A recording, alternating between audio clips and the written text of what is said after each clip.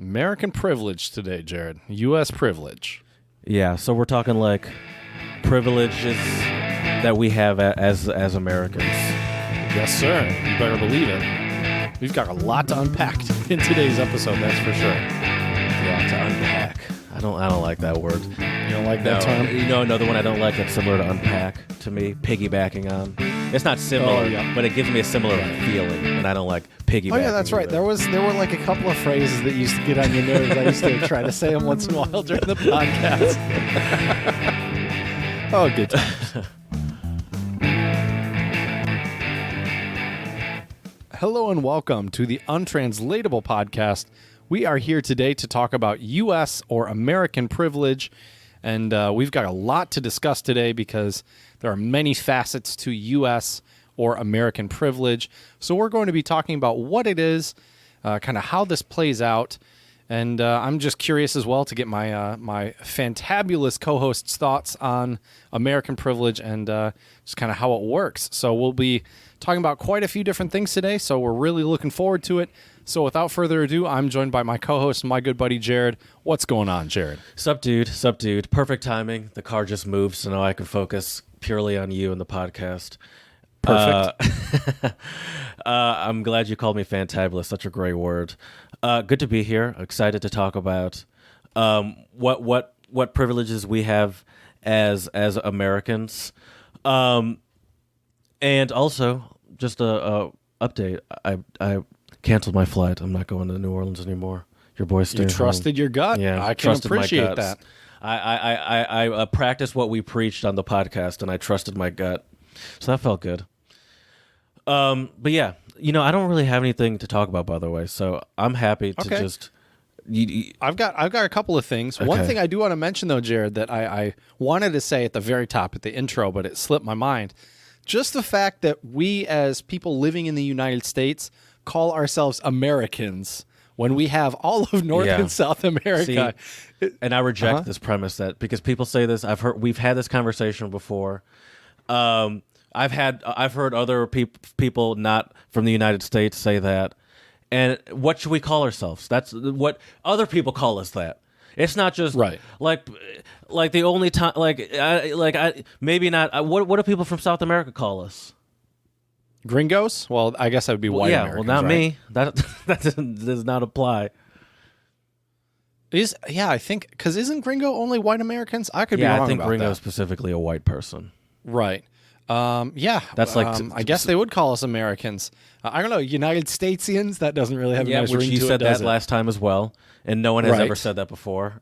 No, of course not. No, that's not even a real term. So I get so annoyed when people say that because it's like, what do we? That's what other people call us, first of all, and True. What should we call ourselves then? Because there's no. I've never heard any other term to describe people from the United States. A person of United States descent. Right, that's quite the mouthful. Yeah. Uniteders? Yeah, I don't know. There's no good. So, there's one piece of privilege right there. As Americans, as North Americans, I guess. Well, we're not North Americans either. That's a lot more than just the United States. As Americans, we get the term of Americans, even though America is made up of a whole bunch of countries. Right. So there's a little bit of privilege. We get the. Oh, definitely. Also, just a teeny to bit. be fair, in our real title, our real name as a country, the United States of America is the full title. America. Right. So we do have America in our title as well, and we're the only American country that has America in the title. That's a good point, actually. You're right. So you're absolutely right. Yeah, because it's not Canada of America. It's not Brazil America. Now next time some foreigner brings that up to me, like at a bar, because that's where that shit happens. They're gonna really regret it because I'm gonna be like, well, I'm glad you asked. Right. Jared's gonna come with the fire. He's ready. We are called Americans, and you Brazilian are not. Right. Yeah. True.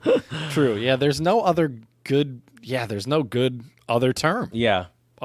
American. It's easy. It makes sense, especially as you mentioned, United States of America. But it does just go to show, I guess, not only I think in our name itself, the fact that It's kind of like we're the United States of America. It's kind of like, and I feel like it's in a way a little bit kind of like, look at us, like, we're the United States of America, like not you guys, not Canada. You guys aren't the United States of America or the Canadian states of, like, you know what I mean? I feel like that does the very name much, itself carries some weight. That does very much get into just the American mindset right there. True. Like it's like there are a lot of like those religious conservatives that think like God has blessed America more than any other country. Like we have a higher sort of like. So I could see how you might think that, and I could see that thought process just based off of how our sort of mentality in general when it comes to how we feel about our country and our place in the world. Right. And I think we've talked about patriotism before on the podcast, but I would say Americans, we are some of the proudest of ourselves and our country. And that has a little bit to do with the American privilege as well. But we'll get more into that later. But I do want to get to, I have 2 shout-outs today, Jared. Hey, I have a question real quick before you get into these shout-outs. Sure. Did you who's this Emma tennis character that I've been hearing about? Emma C something. She won the U.S. Open. Oh, okay. I've just been hearing a lot of talk about her. Apparently she watches Formula 1. Oh, really? Okay. And I'm like, who is this? Yeah, I think she's British. I could be wrong, but I think she's British. Okay, that makes a little more sense why they're so obsessed with her. Okay. Well, the crazy thing, and I'll be honest with you, Jared, I haven't been following professional tennis in quite some time. Oh, I thought you keep up with it. Not really, no. I was for a little while, and I don't know why. I've just stopped. I've been doing other things, I guess. But the crazy thing is, what I did read, at least it was on a headline, is she won the U.S. Open without dropping a set, which if that's true, that is absolutely mind-boggling. That means she won every set? Every single set. Yeah, Wow. She didn't drop a set. So, like, to win a tennis match against someone, you have to win, like, for women, it's like 2 out of 3? Yep. Okay, we're right. Okay. And in majors, which are the big ones, U.S. Open, Australian Open, Roland Garros, which is the French Open, and Wimbledon, the men have to win 3 out of 5 sets. Right. Yep. Yeah, my knowledge of tennis rules are very weak. Very weak. We could do a tennis episode at some point too. That might be kind of. I'm going to text you these because I'm going to forget these. Tennis is such a weird vibe. Like it has a very weird etiquette to it. It's not full golf, but they have the snootiness of golf. Yep. But they're not as obsessed with being quiet as they are in golf. I don't know. It's just a very weird vibe. Well, see, tennis. I think the thing is that tennis has the same kind of roots as golf, where it's a country club sport, right? Right. But then like a rich, it really started rich person sport. Exactly. But the thing that I think made tennis a little bit more of an equalizer, and I'm not saying it's still not a country club sport because it is, or a rich person sport, but at least in the U.S. and there are a lot of countries around the world where they have public tennis courts now. So it's not the same where you had to join a country club, but a lot of times it does help to have those connections because you can obviously get better coaching, better training, better competition. Exactly. So sponsors and shit. Right. Exactly. Exactly. Yeah. I mean, Formula 1 is a rich person sport too. Obviously, you have to have a lot of money to be able to do it. Right. Sorry. Go ahead. You go. I was just curious. I got 2 shout-outs. I knew it was tennis related, so I was wondering if you knew about that, but you don't follow. I didn't realize you don't follow tennis anymore. Back to your shout-outs. Not quite as much. Yeah. So my first one, Jared, I think maybe you've heard of this, maybe not. I do like to surprise you with stuff, so I'm curious to see if you've heard about this. But England is going to be one of the first countries to require new homes and workplaces to include electric vehicle chargers. Have you heard about this? No, but that's not surprising. Well, I think it's great. So specifically, all new homes and offices will have to feature smart charging devices that can automatically charge vehicles during off-peak periods. New office blocks will need to install. That's not as complex as it sounds. I mean, it's like those exist now. Those are. You like I think I can even do that on my Chevy Volt. Like I could program it to only charge at like certain times of the day. Oh, cool. Okay. But what they're doing in England, Jared, is there's a law. So the new law will make England the first country in the world to require all new homes to have EV chargers. Mm-hmm. It will also boost confidence in helping those who transition from gas and diesel fueled vehicles to overcome range anxiety, as so many homes in England don't have off-street parking or garages. The proposal is part of the movement to rapidly boost the number of chargers across England ahead of the UK's 2030 ban of new fossil fuel vehicles. The government originally announced a proposal to mandate that all new homes will have a charger point with a parking space in 2019, as Electric then reported. Nigel Pockington, there's a British name for you, Jared. Nigel Pockington, the CEO of Clean Energy, the CEO of a clean energy company called Good Energy, said, "Flexible charging at home and at the workplace during the day is going to be crucial to decarbonizing not just transport, but the UK's entire energy system. As will better energy efficiency, electrified heating, and solar power on 13.5 million homes. We hope to see all these as a part of plans for new homes too. The home and office EV charger mandate is expected to start in 2022. So I think that's pretty cool. Good to see them moving that way. And yeah, do you think something like that will ever happen in the States, Jared? No, probably not. I mean, I think more people will just do it. I think it'll be a lot more common for people to just do. But I don't know if I could see the mandate. But it's not surprising to see maybe you'll probably see it in certain cities or states, maybe California, stuff like that, Massachusetts. But it is interesting to I forgot what I was gonna say. It's not surprising to see because a lot of these places in Europe, especially like congested cities, but like countries in general, are already making claims that by like 2030, around that time, you're not going to be able to sell new combustion vehicles anyway. So if they're making these claims and making these commitments to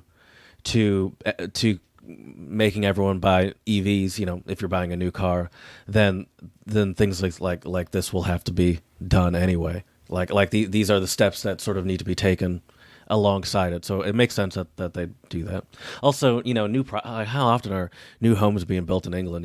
It's not like I can't imagine it's like the U.S., but because I feel like every home in England's like some old brick. That's just what I picture. Yeah, me too. Me too. That's been there since like the 1600s or something. Right. But still, yeah, no, that makes sense. Makes sense.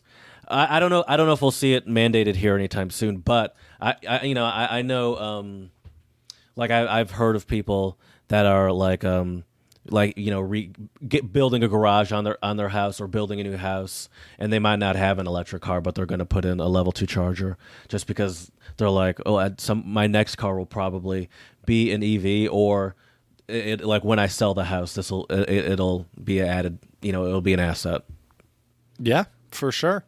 And I mean, I'm sure, hopefully, within the next 10, 15 years, I just hope, electric vehicles in the States will be more common. Obviously, hopefully a little bit more affordable. Like, I tell you what, man, that Lightning truck is sweet. There was a commercial on TV the other day, and you know me, I just got a pickup truck, and I would love to have an electric pickup truck. Like, that would be awesome. Yeah, the Rivians are, I think, going on sale now, if I'm not mistaken. I believe so. But those are pretty cool, too. I don't know if you've heard of those.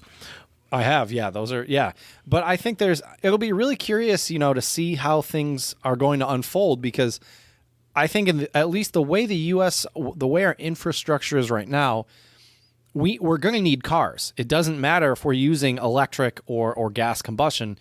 You need a car, really, unless you're in a big city in the U.S. that has decent public transportation, which, let's be honest, not that many cities in the U.S. really have, well-developed public transportation infrastructure. Like, some do, but I would say your average U.S. city, not the big ones, but your average U.S. city, smaller cities, don't really have that infrastructure built. So having electric vehicles, I think, will be a really, really great thing.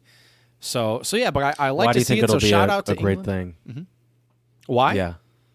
Well, isn't it greener? I mean, having electric vehicles. I guess so. I was just wondering. I mean, you said you said it will be a great thing. I was just wanted you to elaborate. It's a little green. bit. I think. Well, so it's greener. That's one thing.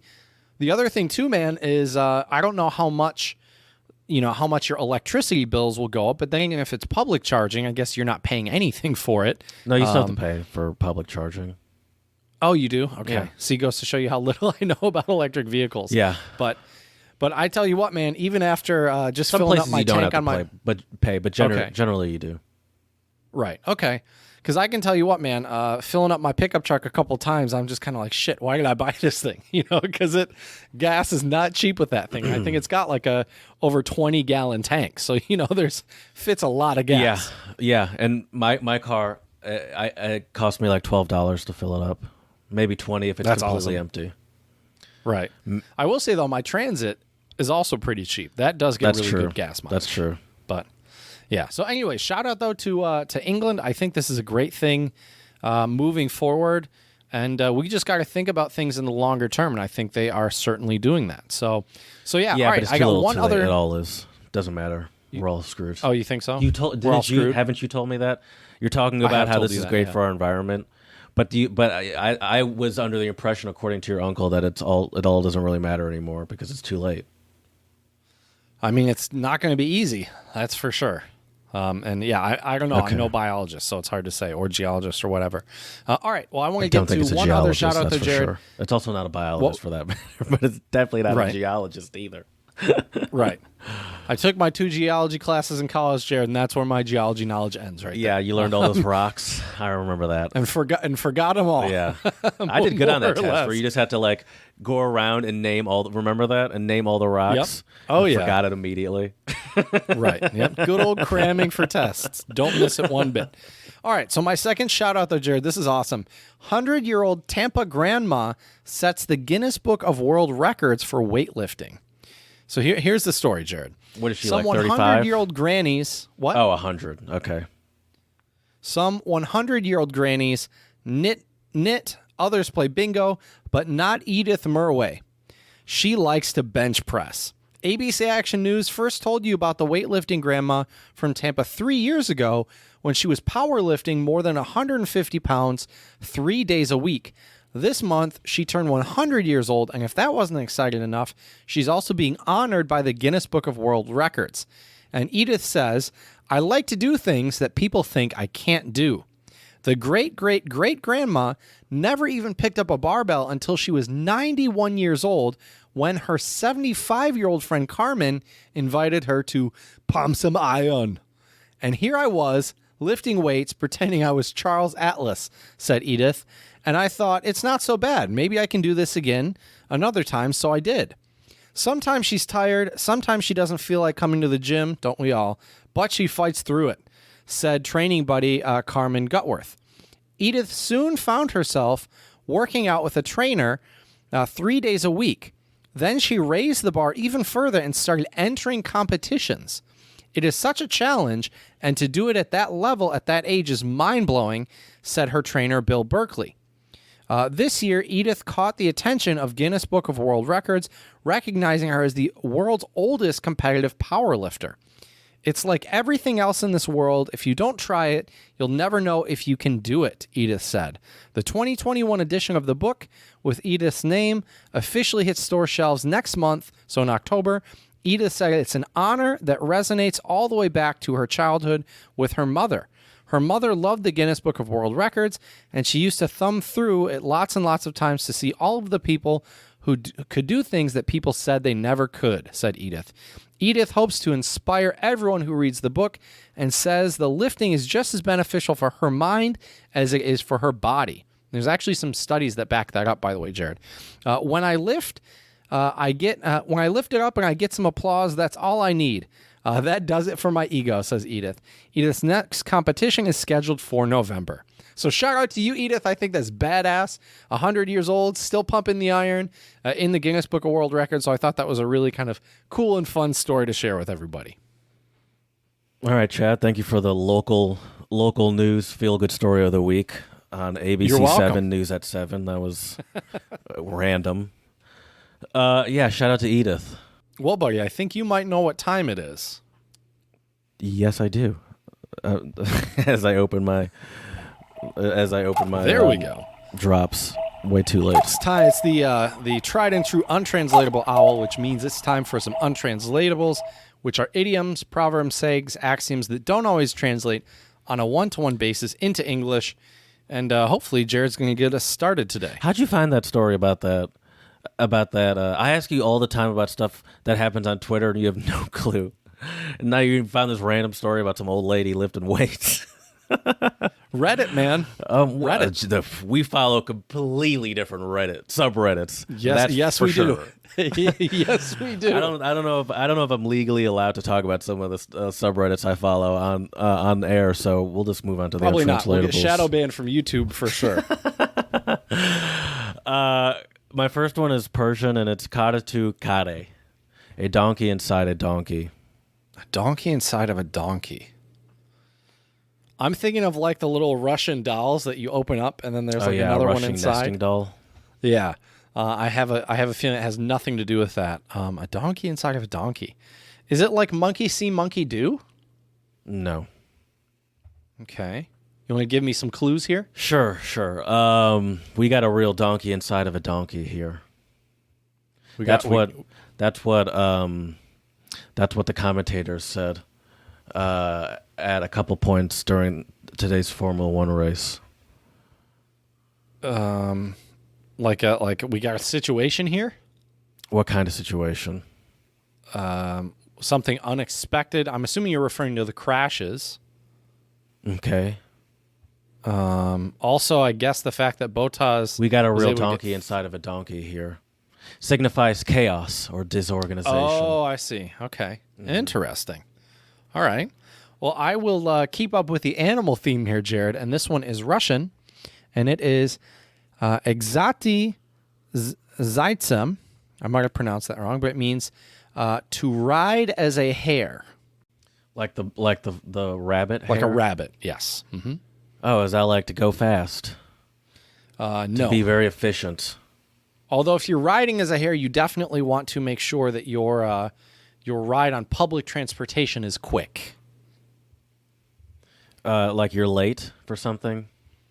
You're in a hurry to ride like a hare. You really have to pee. And Why would you want to get off public transportation as fast as possible? Someone farted. Is that what it is? No. Oh. That's great. That's great. Let me think if I can. Okay, let me give you a clue, Jared. We've done a lot of traveling in Germany and Austria before, and some good folks will ride the U-Bahn one way.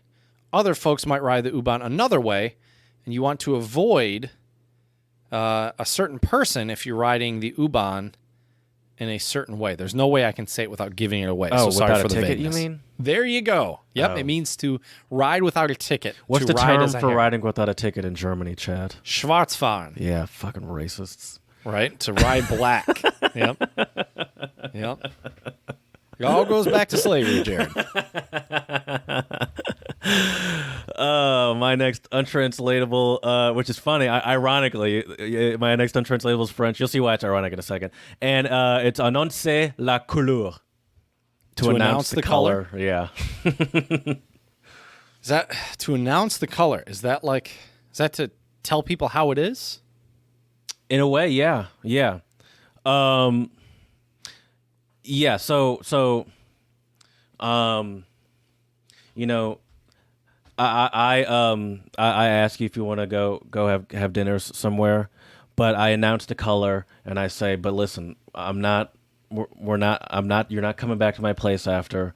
Don't try to hook up with me because it's not happening. I'm announcing the color. So you're making your intentions known. Yes, to clearly say your intentions. Okay. I know where it comes That's from good. too, by the way. It comes from a card game some card game where you have to announce some color of the card you're about to play. Interesting. Okay. Interesting. It's always cool to kind of find out what the backstory is on some of these untranslatables, you know?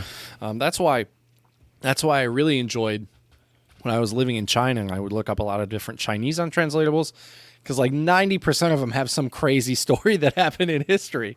Kind of like the Mama Hoo Hoo untranslatable we've done, the horse, tiger, tiger about the guy who could only, what was it? He could only paint like horses or tigers or something. And then he just repainted it he something like that. I right? think he could only paint like horses, and someone asked him to paint a tiger or something, and it kind of looked like a horse tiger or something like that. Something I don't know, something like that. a higer or a torse. A higer.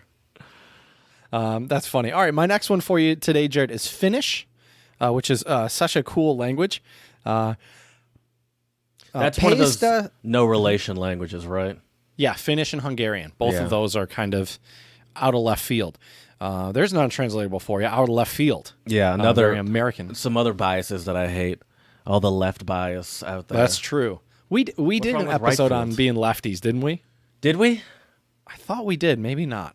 I don't know. Either way, that could be a fun one because we definitely live in a righties world, Jared. That's for sure. You and I both as left-handed people, we know hands down. Anyways, this one is Finnish, and it is peistä samako sausta, which means to let a frog out of your mouth.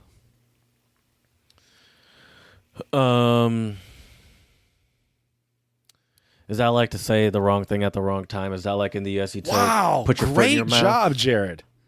Great job. Thank you, chat. Thank you. To say the wrong thing. Thank you. That's literally right what it says here. Say the wrong thing. And we would you deserve say, like put two your foot in hand your warmers. mouth. You put your Yep. foot in your mouth. I never know if that's how you if I would how do you properly use that. Is it just say, oh, I put my foot into my mouth, meaning I said something wrong? Is that it? I think so, yeah. Okay. I mean, that's how I would use that. Okay. Absolutely. Yeah, to put your foot in your mouth. All right, well, which there you is go. very different than to put your foot in it, Jared, which you taught me means it's what southern slang for if something's in it. tasty. Yeah, I was confused. put your 'cause- foot in it, Yeah, right? you would say, yeah, you really put your foot in that food. Yeah. Mm-hmm. All right, Chad, let's talk about our U.S. privilege. Let's do it.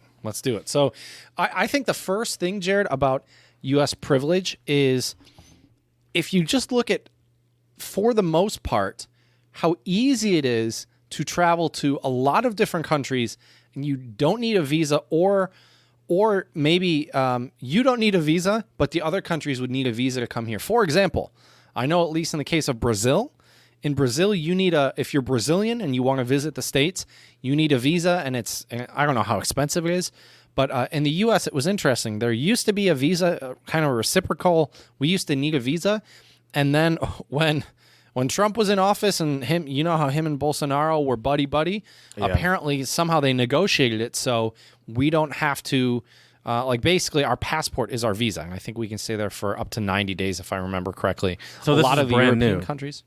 It's fairly new, yeah. Okay. But it just goes to show you that American privilege. I was reading some articles to research today's episode, But and it they was still just need funny a visa, so they're like, that's funny. It's like, Yeah. listen, we still don't really want you coming here without a visa. But But yeah, I mean, if that's thanks for letting not us. U.S. Cool. American privilege, I don't know what is. You know? Yeah, I didn't even know that was a thing. I didn't realize that. Mm-hmm. That we, okay, cool. I need to take advantage of that.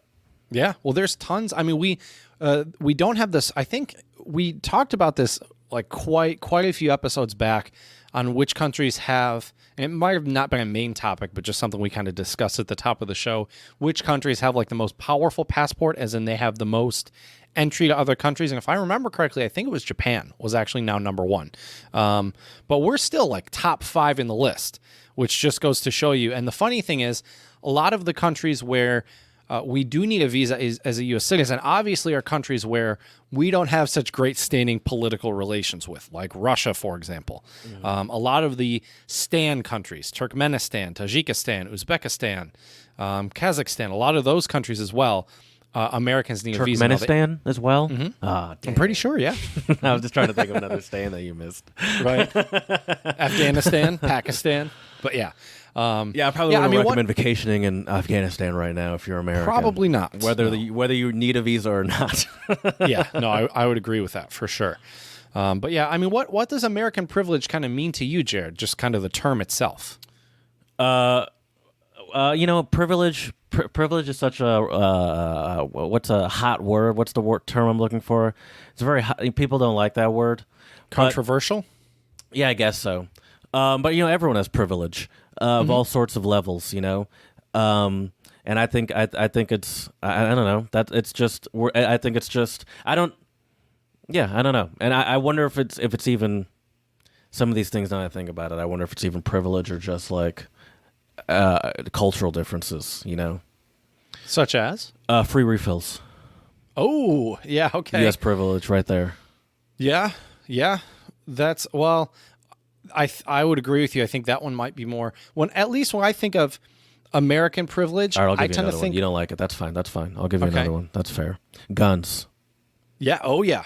Well, not only that, Jared, but I would say with guns, we have the utmost American privilege where we can, when I say we, I mean like the people who are gun fanatics that live in the U.S., they somehow can justify having these automatic weapons that are just, they're designed for war and to kill other people.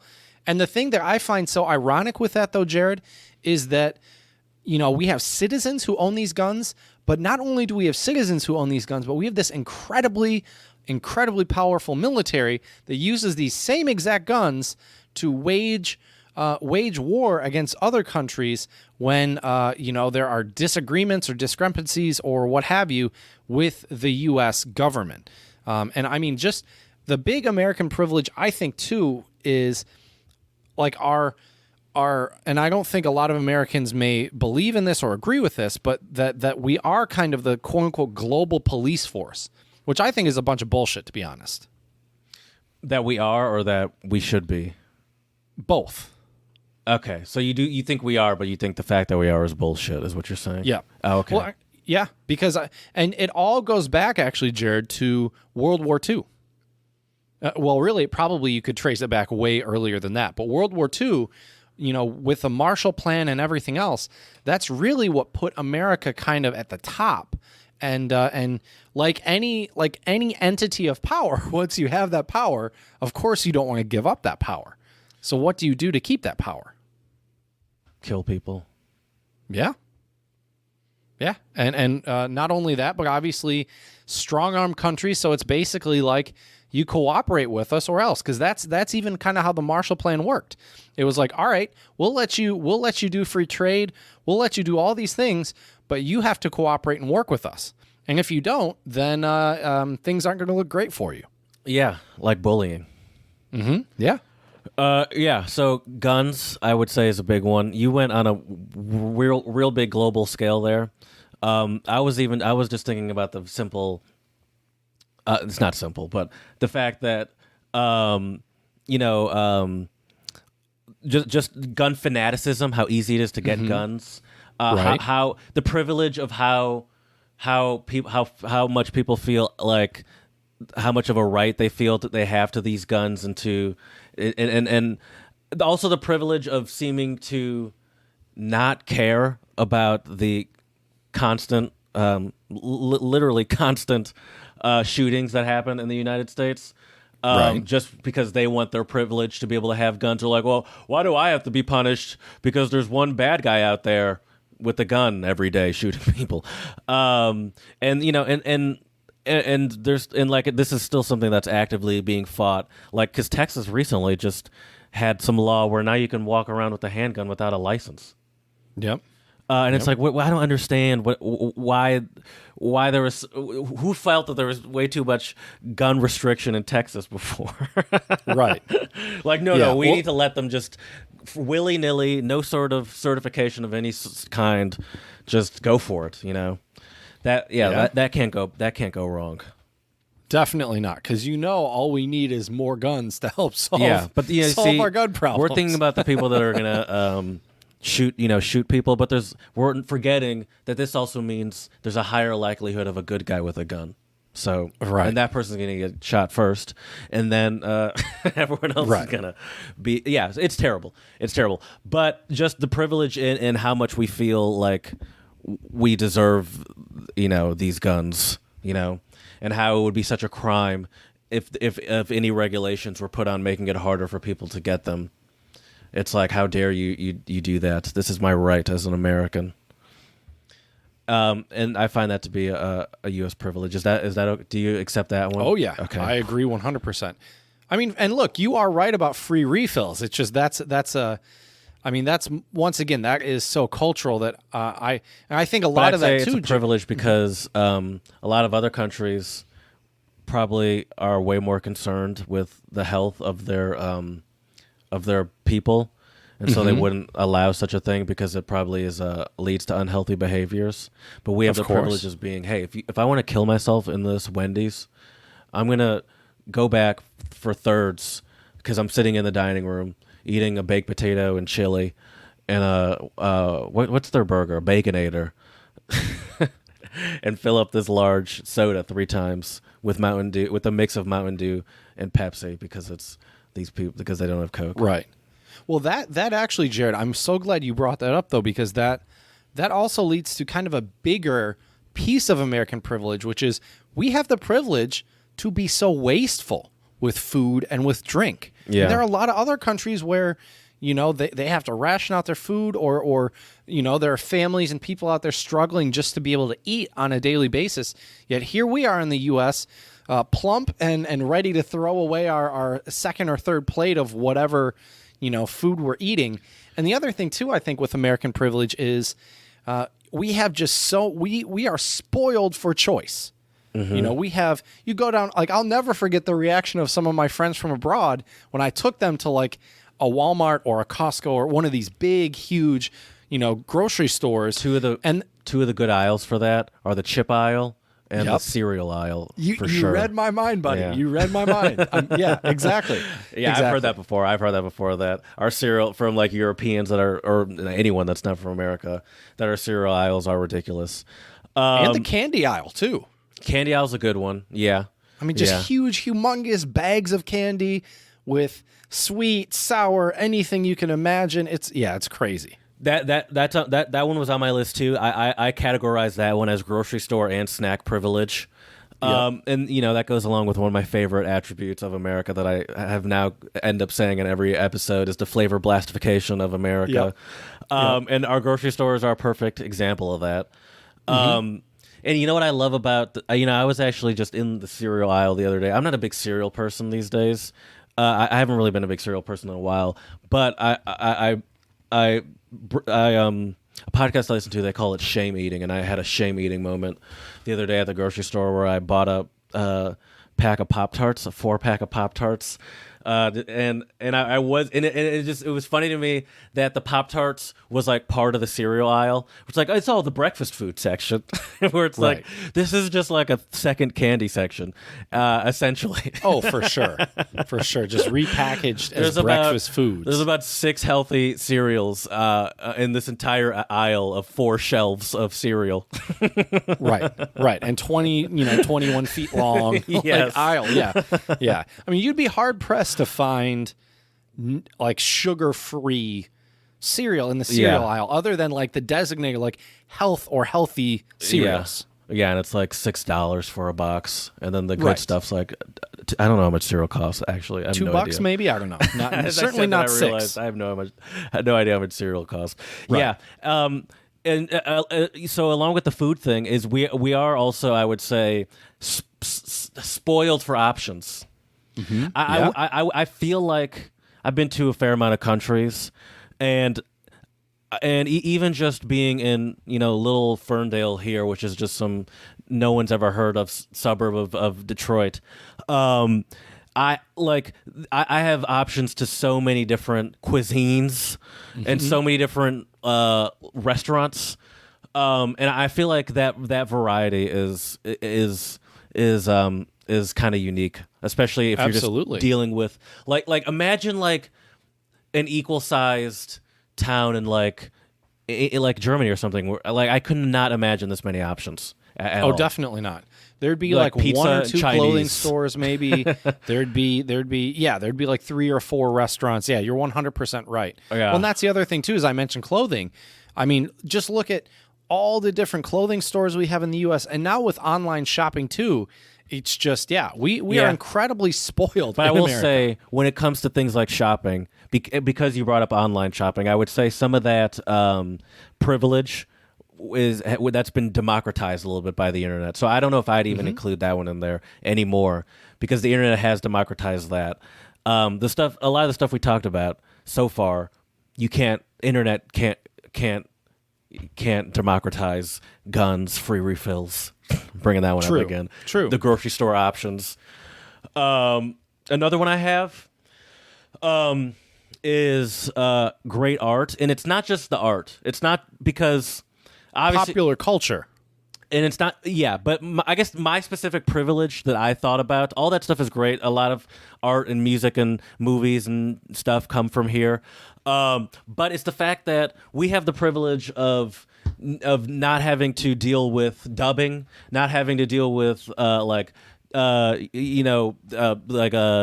subtitles, really, if we don't want them, Right. because all of our media that we consume is in our language, while a lot of other, let's say just about every other country, consumes some level of American media, like TV or movies or something like that, and then you're dealing with dubbing, which is usually obvious, like obviously dubbed, or you got to read.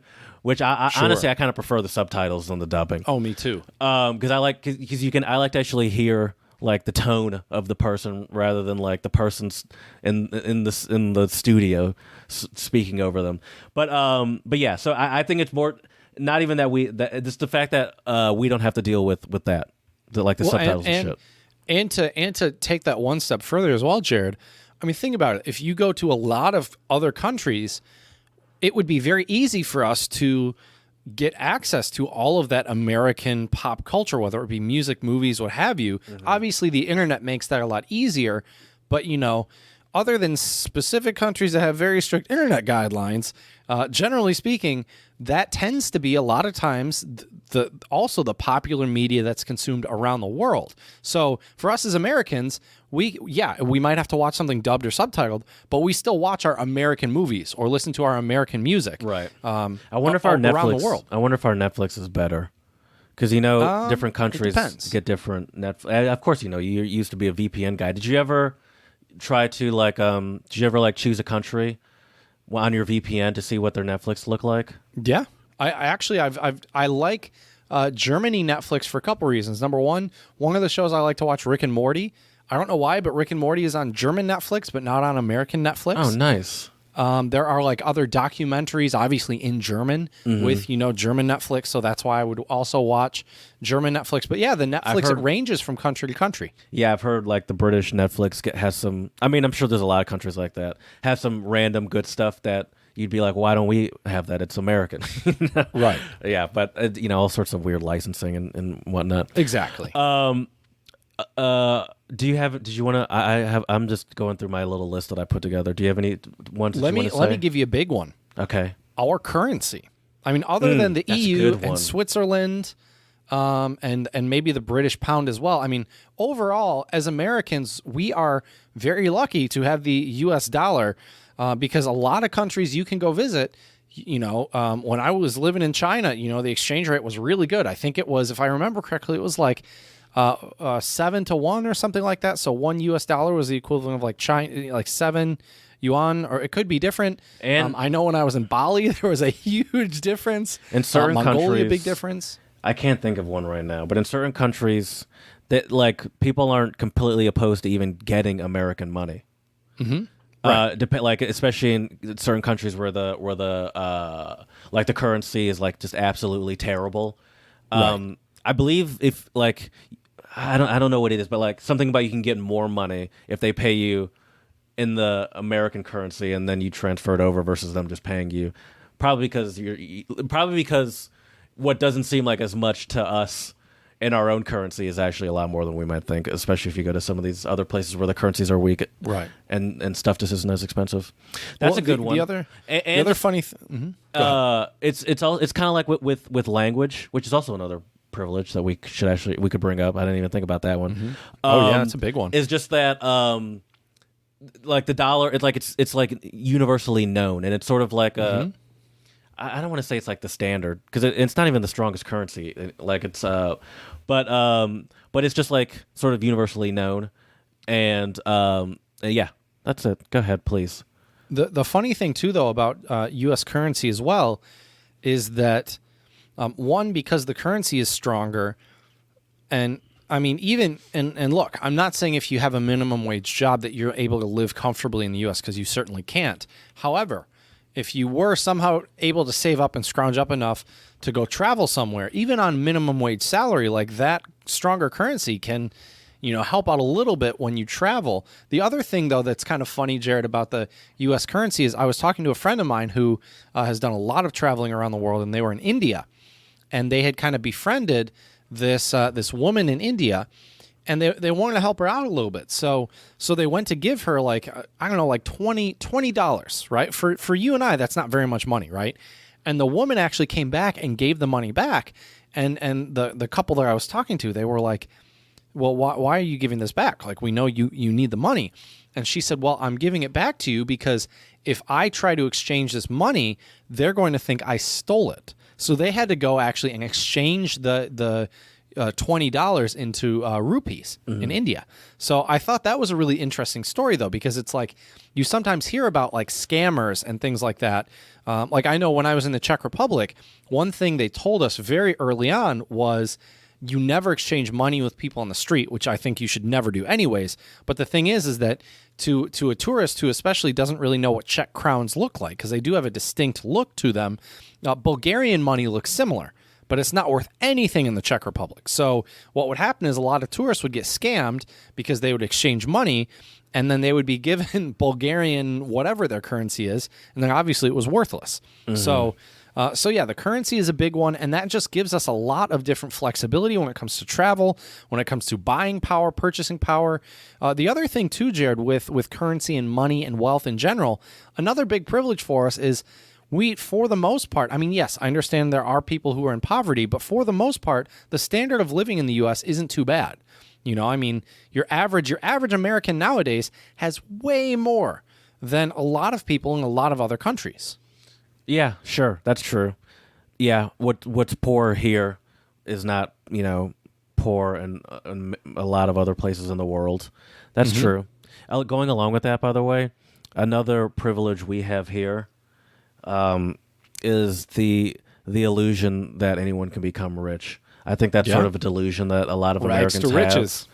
And I think it's sort of I think the mindset is sort of a privilege to even have that mindset that hey, my life might be absolute shit, but once this new idea takes off, watch out. Right. I'm coming for you. And speaking of which, another privilege is it's pretty easy to like start a business and stuff here. Mm-hmm. Yeah, there's a lot less red tape involved for sure. And yeah, it's really interesting, that you mention, the opportunity, because I do think it is a very American opportunity. I was talking to a friend of mine who worked in Thailand, and he was telling me he had a lot of students' parents who just couldn't quit their job because it was like there's only a finite number of jobs in a lot of places. I mean, U.S. included to some degree, unless you start your own business, which has its own challenges. And the thing is that we are so privileged that a lot of people here, it's like if you don't like your job, you can quit your job. And I'm not saying you'll immediately find something else, but the chances are probably a lot better in the U.S. than other places in the world. We have a lot of industry here. You have a wide variety of gigs that like even for me, when I got laid off from my last job, like I had the privilege to be like, I want to work at a car company and have like options of just about every car company. Essentially, every major car company has some sort of headquarters in the United States, and most other countries, that's you can't just pick an industry and be like, all right, now I can just stick in this industry and have a variety of options to choose from. Right. Because I could have done that with a whole bunch of different industries. I want to be in the aerospace industry. Okay, well, you have like 6 or 7 companies specifically that you could go to and apply at. Yeah. Right. Another big American privilege too, I think, is just how good our higher education system. Obviously, it has its problems. It's incredibly expensive, but you have people from all over the world coming to our country to study. Yeah. The American like bachelor's degree, and I guess further degrees after that, do hold a good bit of clout. Like at your school, and it's a very common thing. But there'd be people that from all over the place driving around in like Lamborghinis and shit, going to class, and it's like, oh yeah, no, Right. they're from China, and their parents just sent them over to go to college here and give them a whole bunch of money. Yeah. And that happens at every major school in the U.S. That's nothing special about your school. I'll also say this as well, though, Jared, about education. We are incredibly privileged in America that men and women have the opportunity for education and for higher education, because there are some countries in the world where, women aren't even allowed to go to school. There are Middle Eastern countries where, gender roles are so strictly defined that if you want to be a career woman, it's not an option for you. Yeah. What do you need to read And we're for? very privileged in that regard. Yeah, that's true. That's true. Diversity, of course. Some people might not call that an advantage, but I do. Yeah, right. I agree with you. I do think it's a big advantage. We were talking about that earlier today because we were talking about, or was that yesterday? I don't even know. Because we were talking about wanting to play. Oh, that was yesterday. Talking about wanting to play soccer, and how we both have played in super diverse leagues. Anyway, that's my list. I still think free refills is the best, but Okay. Oh, Well, language Jared, is I another wanna- one we brought up that What's that? the fact that English is our main language, and it's also like the language of the globe. Yeah. Lingua franca is the term for that, by the way. Oh, okay. Yes, I've heard that before. I did not know what that meant. It's kind of Which is throws you ironic because off. Yeah. technically that would be like French language. Yeah, in it is Latin, I believe. confusing. Yeah, because way back in the day, that's what the aristocracy all spoke. Even French? in Germany, it was French. Yeah, French was like okay. the classy. It was the language of Still the. kind of is the classy language. I mean, Yeah. Well, yeah. Oh, for sure. Although I think a lot of Americans might disagree with that. You think so? Not so cultured and traveled Americans. yeah, Yeah, but those are the same people that think diversity is a bad thing. True. That's a very good point. Don't That's a teach very good point. our kids critical race theory. It's like no one's Right. teaching your kids critical race theory, you idiot. Right. Oh, man. Anyway, I think it's a huge privilege that our language, and it really shows in the way that we comport ourselves in other countries. My mom used to have this technique. If they didn't understand her, she would say it louder. Oh God, I hate that. Like volume was the issue. Right. It's like, no, You they can have hear to you. turn left. Yeah, no, it was very embarrassing for sure. But yeah, so it's just our privilege always. That's it's very common for American tourists to stick out because you can hear them speak English and no one understands sure. them. And they're like, well, if I say For it louder, sure. then maybe they'll get it. It's English, Right. Everyone speaks Yeah. English. I want to end today's episode, Jared, with I found this article. Now I don't know very much about this newspaper, so I'm only going to pick a couple little snippets here from the article. What's the newspaper? It's called the Freedom Articles. Oh God. So there you go. So that's why I'm only Here we picking go. snippets here. But I do think they make some great points here. So here you go. Here's one of the first points I want to make. American privilege is reassuring yourself that there are problems enough at home without worrying about the trillions your government's war machine is spending, terrorizing the world and encircling the planet with military bases. I mean, I do think it's funny that there, like a lot of conservatives argue like America first, yet we have such global influence that we're past the point where you can even say basically America first because everything is so intertwined nowadays. I went to the homepage of the Freedom Articles and I feel like my computer's getting millions of viruses every second I don't click off of this homepage. It just has that vibe to it. Right. Why are magnets sticking to COVID vaxxed? Oh, God. Okay, well, that's once again, this is why I'm picking a couple points that I think are good points and not the entire phenomenon. article. Unvaccinated getting sick, being around the COVID vaxxed. Sorry, I'm just reading some headlines from the Biden's Iraq policy is just Trump's Iran policy. Oh, excuse me. Biden's Iran policy is just Trump's Iran policy with a rainbow flag emoji. That's funny. All right, next one. American privilege is arguing against the legality of assault weapons on the basis that they are, quote unquote, weapons of war, implying that they're fine as long as they're used to kill some foreigners' kids. I mean, Americans have proven that they're fine even if they're being used to kill kids in schools. Right. I mean, kids got murdered at a what is it, like kindergartners or something? What was that? Elementary school? the firm gun people did not see that as a reason to put more restrictions on guns. So I don't think it's just killing foreigners. I think they're okay killing Americans too. Yeah, I mean they're okay killing foreigners too, for right. sure. I'm not downplaying that part. Right. Here, I guess this one will be my mic drop for today, Jared. Sorry for ending on such a negative note, but American privilege is starting a war on a lie without being charged with a war crime. Whoever does it, yeah. Winners don't get charged with war crimes, though. Yeah, but did we win the Afghanistan war? Did we win the Vietnam War? I hear no, but we're much better off than our country. Is much better off than the people that we were terrorizing for years. Right. So no, we didn't win per se, but it's like, but I mean, like, sorry, I'm thinking more like, if you go back to World War II, it's like there were probably war crimes that happened on all sides of that war, but there's no way the Americans were being charged with war crimes, So that, but that's true. That's a good point.